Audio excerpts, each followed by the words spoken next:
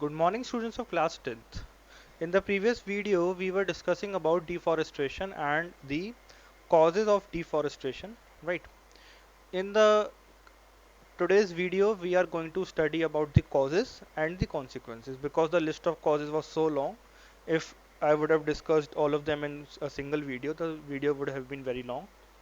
So, in today's video, we will be discussing about the causes and the consequences of deforestation, right?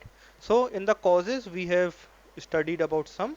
We will we will take a fast recap, and then we will be moving forward, right? So the in the causes of deforestation, our first cause was agriculture, right? कि agriculture की वजह से भी होता है, और इसके अंदर हम लोगों ने पढ़ा था about slash and burn farming, slash and burn agriculture, which is practiced in India and basically in the north east states of India, और जहाँ पर उसको हम लोग झूम फार्मिंग भी कहते हैं, राइट? कि एक लैंड होती है फॉरेस्ट की, उसको कट करते हैं, वहाँ के ट्रीज के अंदर आग लगाते हैं, वहाँ पे जो है फार्मिंग करते हैं, फिर उसके बाद थोड़े टाइम के लिए वेकेट कर देते हैं और दूसरी जगह पर जाकर फिर से फार्मिंग करने लगते हैं. डिटेल में पढ़ना है आप जो है कल की वीडियो देख लीजिए, right? Now next is commercial logging. Next was commercial logging, कि कमर्शियल पर्पस के लिए भी हम लोग फॉरेस्ट को कट करते हैं, और उसकी वजह से जो डिफॉरेस्टेशन होता है कि हमको जो वुड चाहिए होता है for commercial purposes, whether for making furniture, whether for making houses, whether for making cricket bats और other things, right, which are made up of wood. उसके लिए हम लोग जो है यूज करते हैं यूटेंसिल्स बनाने के लिए, या फिर जो भी हमारी चीजें होती हैं उसके लिए commercial logging. The other thing is your mining. Mining की वजह से भी डिफॉरेस्टेशन होता है. When we do mining, we go deep inside the earth, and in that process a large number of trees are cut, और उसकी वजह से आसपास का जो environment है वो भी contaminate होता है, whether it is the ground water, it is the surface water, or the area around the mines, right? So mining की वजह से भी deforestation होता था. Next is your increase in population. ये भी हमने कल डिस्कस किया था कि पॉपुलेशन ज़्यादा होने की वजह से लोगों को ज़्यादा लैंड चाहिए, right? And when the people require more land, more resources, तो नॉर्मल सी बात है कि हमारा ट्रीज हमको काटने पड़ेंगे, फॉरेस्ट को क्लियर करना पड़ेगा, ताकि वहाँ पे लोगों को रखा जा सके, लोग वहाँ पे रह सकें, और लोगों की जो रिसोर्सेज हैं वो भी पूरी करने के लिए हमको फॉरेस्ट के ऊपर डिपेंडेंट रहना पड़ता है, right? Next is urbanisation and industrialisation. ये हमको आज से डिस्कस करना है. Urbanisation and industrialization, right? That what is the concept of urbanization and what is the concept of industrialization, ये आज से समझेंगे क्या होता है, what is urbanization and what is industrialization. देखिए, urbanization is the process of making big cities, right? वो process जहां पर हम लोग बड़ी बड़ी सिटीज बनाते हैं, और उन सिटीज को बनाने के लिए नॉर्मल सी बात है ट्रीज को कट करना जरूरी है, राइट? क्योंकि अगर लोग सिटीज के अंदर रहेंगे तो they can not live within the trees need to be cleared off, and that is the process of urbanization and how they affect deforestation, how it becomes a cause for deforestation. And the same goes for industrialization. जब industry setup करी जाती हैं, जिस area पे industry setup करी जाएगी वहां पे जो भी ट्रीज हैं उनको कट ऑफ करना ही पड़ेगा. So that is the concept of industrialisation and how it gives effect to deforestation, right? Urbanization. Since land is needed for industrialization and urbanization, major amount of forest land are cleared for the same purpose.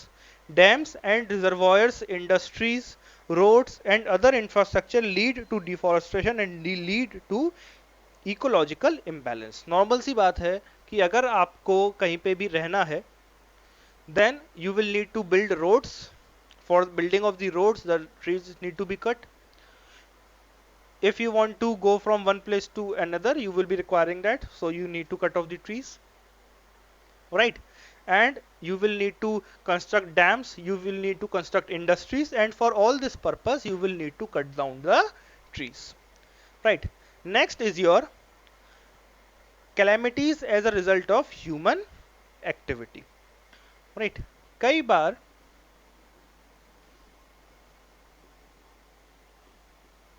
calamities as a result of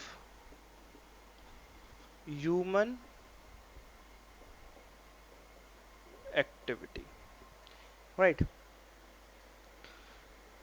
कई बार जो human activity होती हैं उसकी वजह से भी बहुत सी calamities आती हैं, whether they are floods, droughts and other calamities, और उसकी वजह से भी डिफॉरेस्टेशन होता है, ट्रीज को डैमेज पहुंचता है, right? Flash floods, droughts, and landslides become more prevalent in such areas where forests have been indiscriminately cleared. This refers to the effect of forest in the lands downstream. Right? I hope आपको समझ में आ गया होगा. Next is forest fires. कि जब जंगल में आग लग जाती है तब भी डिफॉरेस्टेशन होता है.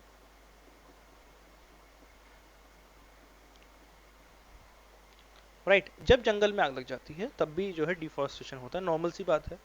जब जंगलों में आग लगेगी तो आग लगने की वजह से वहां के जो फॉरेस्ट में जो ट्रीज हैं वो ट्रीज जलेंगे, और जब ये ट्रीज जलेंगे इसकी वजह से क्या होगा, इसकी वजह से हमारे जो ट्रीज हैं आसपास वो सब पूरे खराब हो जाएंगे, पूरा फॉरेस्ट जल जाएगा. तो वो भी जो डिफॉरेस्टेशन हुआ, डिफॉरेस्टेशन में सिर्फ कटिंग डाउन नहीं आता है, इसका मतलब ये है कि ट्री खत्म हो जाना, ट्री की जो लाइफ है वो खत्म हो जाना. तो जो ट्री की लाइफ खत्म होती है वो फॉरेस्ट फायर से भी हो सकती है, and forest fire is one of such reasons for deforestation. Forest fire may be natural और human induced. These fires lead to loss of forest lands. Main point ये है कि जो फॉरेस्ट लैंड है वो क्लियर हो जाता है और ट्रीज कट डाउन हो जाते हैं या ट्रीज खराब हो जाते हैं, right? Next is your overgrazing. It is a last point for your causes. It is overgrazing. Overgrazing मतलब when the cattle are sent for grazing on a single patch of land repeatedly for many number of times, right? Means ये एक piece of land था, इस piece of land पर क्या हुआ कि kettles को भेजा गया और यहां पर जो है पहले अच्छी खासी ग्रास थी, राइट?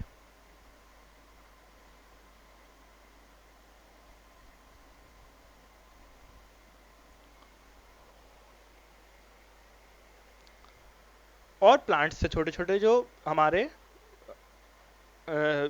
ग्रेजर्स हैं, जो हमारे वो एनिमल्स जो घास खाते हैं वो खा सकते थे, राइट? अब जब कैटल्स उनके ऊपर ग्रेज करेंगे, so what they will do, they will first of all clear the upper part, right? And because the upper part is the fresh part, and they will eat it and move towards the next part, right? If there is grass here in this area, they will clear it all. Now you know that the grass will not grow the next day only.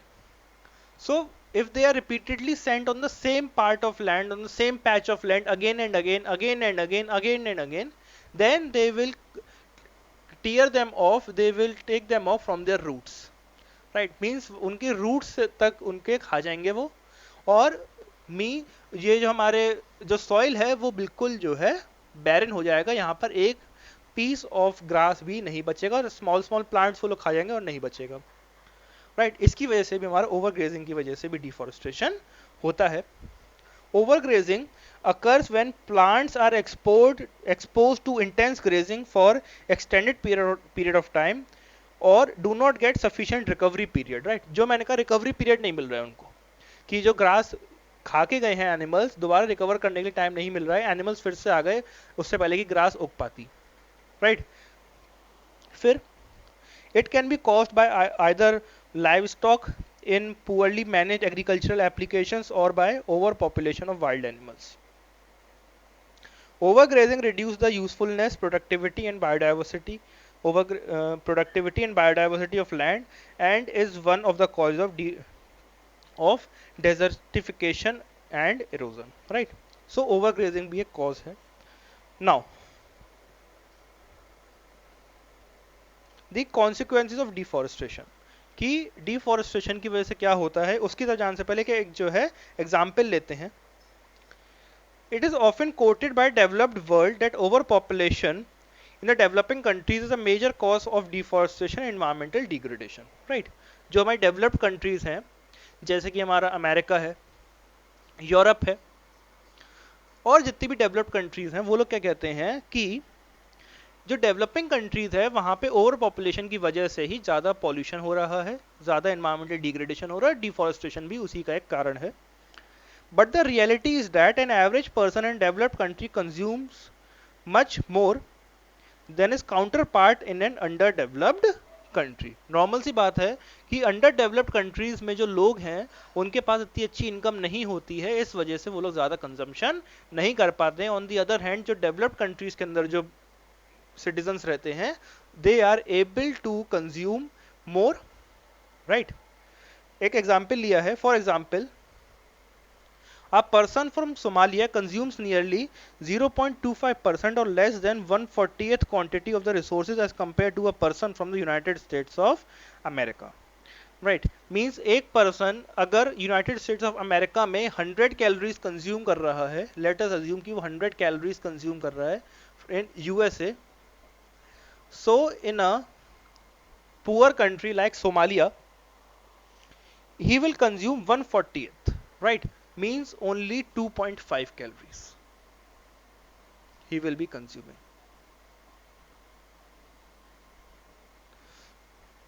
in Somalia. तो ऐसा नहीं है कि a person in developing country is having more.